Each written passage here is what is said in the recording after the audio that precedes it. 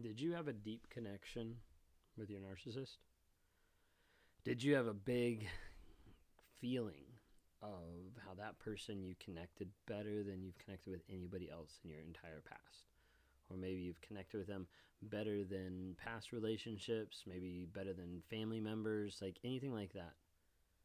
Because a lot of times when I'm talking with people on one on ones, and right now it's at the place where I'm talking to somebody pretty much every day, at least one person every day, and I'm trying to help them out of narcissistic abusive relationships, help them pick up the pieces after the relationship, like you name it. A lot of times I'm hearing the same phrase of, I just had such a good connection with them. Like, I just felt connected. Like, I feel like I was connected better than I had been with anyone else in my past. So I felt like it was real. Like, I wasn't expecting this to happen because we were so connected at the beginning. And as I start to hear that, I start to realize that connection, a lot of times people are looking at from two different sides. You have the empath who's loving and wanting the connection, and then you have the narcissist who's loving that, wanting that connection for the purpose of control. You see, when a narcissist meets another person, they accelerate stuff very quickly. And you can't accelerate very quickly unless you build common ground, unless you build trust, unless you build some sort of a safe place for the other person so that you can get into their lives very quickly. And this is why you see a lot of narcissists out there that move stuff along very, very, very quickly. They'll be the first one to say, I love you within the first date, within the second date. Then the third date, they're talking about marriage, they're talking about kids, they're talking about the future together. Maybe a couple more dates down the road, a month later, they're proposing. Like, some people on here watching this are like, oh, that's crazy. Like, no, like, I've talked to people that have gotten proposed to like a month in from knowing each other. And as a result, they run straight in because they've got this super great connection. They feel like it's the best thing ever. They run right in, they get married, and then all of a sudden the ball drops and it's completely different. And they realize, like, I did not realize that I married this person. Like, I ignored a ton of red flags because the connection was strong and because the future looks great. But what they don't realize is a lot of times that connection is very superficial. And it's just based on a bunch of manipulation tactics meant to be able to connect with that person very quickly, to be able to build a serious, like, intimate kind of relationship very quickly for the purpose of manipulating, for the purpose of control. And so when you think about connection, like, were you connected with your narcissist? Like, early on, like, did you feel like you were connected to the person you were with? If you were, just like leave a comment below. Like, put in the chat about, hey, I felt connected to my narcissist, because I guarantee you there's more people out there that felt connected sometime in that relationship that were like, wow, I thought it was the best thing, and that's the thing I longed for, was that connection. Okay? So as we're talking through connection, the thing that I want you to consider is narcissists connect to control. That is the main purpose of connection. They connect to be able to control. So as you're starting the relationship, you've got your narcissist and you've got your empath. So the goal is to get that supply, that empath, locked in as soon as possible. So as a narcissist, what I'm going to do is I need to build trust and a connection super fast. The faster I build it, the faster I lock you in. The faster you get locked in, the better I have of having you as a supply a little bit longer than the last person.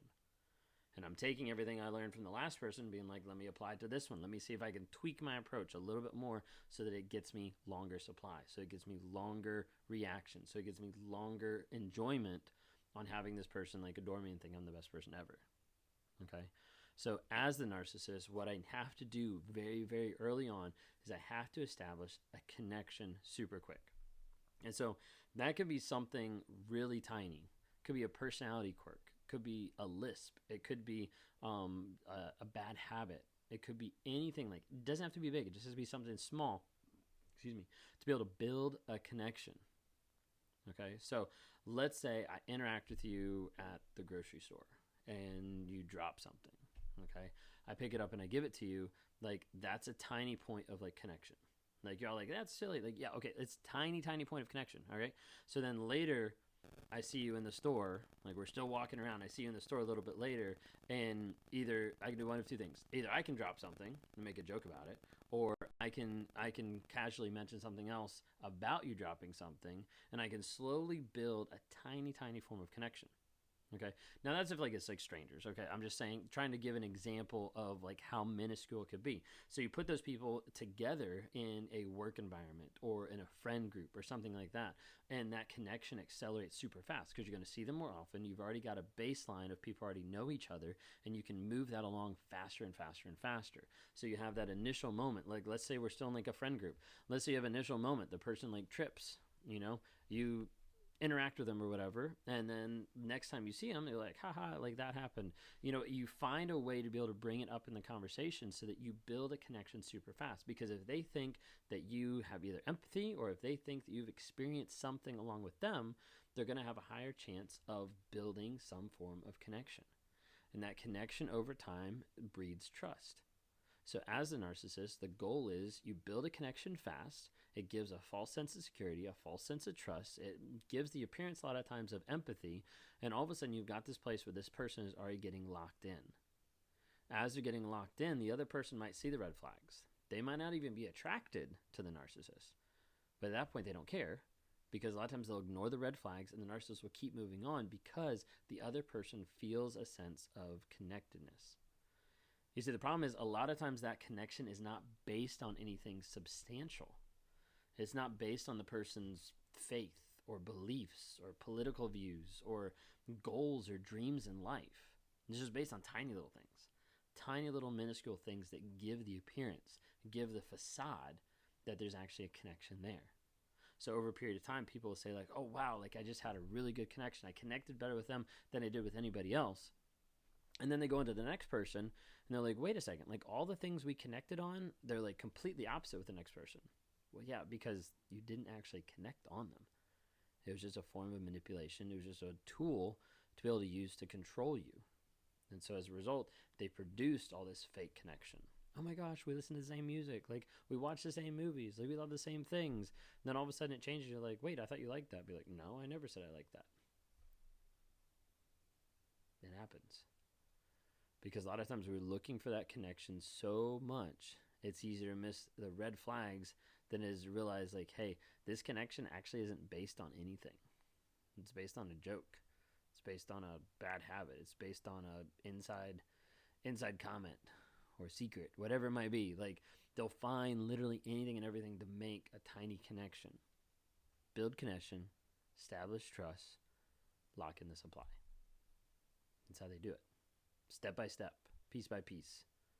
They build that up to the place where you think that you're connected to someone. And then as a result, as the relationship turns south, as it turns sour, you start to get to the place that you look back and you're like, we've been through so much. We're connected because of everything we've been through. Honestly, a lot of times when I hear that, I have to look back at the person's past and be like, everything you've been through has been trauma and abuse and lying and manipulating, cheating. Like everything they put you through is not a connection. All it is control and manipulation and gaslighting. But our minds want to change that a lot of times. Our minds want to be like, oh, we were really connected. No, you're really abused. And then looking back, the narcissist in the gaslighting moment is trying to say, yeah, but look everything that we've been through. No, look at everything they put you through. Think about that. Connection and how it's built needs to be deeper than just the superficial things narcissists do to get you to trust them. If you guys like this channel, if you like listening, just share it with a couple people. Share it with a couple of people that you think might be going through this, that might be struggling in a narcissistic abusive relationship, because a lot of times people are in these relationships and they don't know. They just think the person has emotional problems. They just think that the person has a drinking problem or a sex addiction or whatever it might be.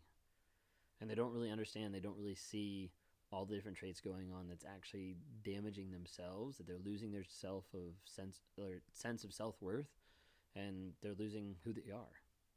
If you have someone like that in your life, share them a video. Let them know, hey, I'm thinking about you, and I want you to know, like, there's a better life out there than the one that you're dealing with or struggling with. If you want to talk to me one-on-one, would love to interact with you. Like I mentioned, I do talk to people probably just about every day right now. And I'm talking with people, some narcissists that come out and they're saying like, hey, like I identify with what you're saying. Like, is there hope? Is there change? I'm like, hey, like meet with me. Let's talk. If you're willing to put in the work, if you're willing to stop lying, you might be able to get somewhere.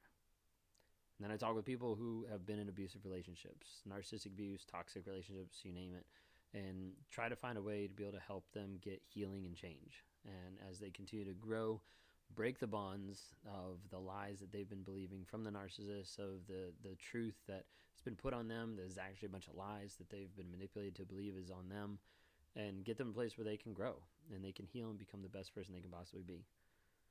Thanks so much for listening. Please subscribe to the channel. Interact with me on TikTok, Instagram, Facebook. And then also, if you're listening on the podcast, like, just give me some stars and share this episode with someone just so we can help promote what narcissism is and how it's destroying other lives out there. Let's protect other people from falling into the same stuff.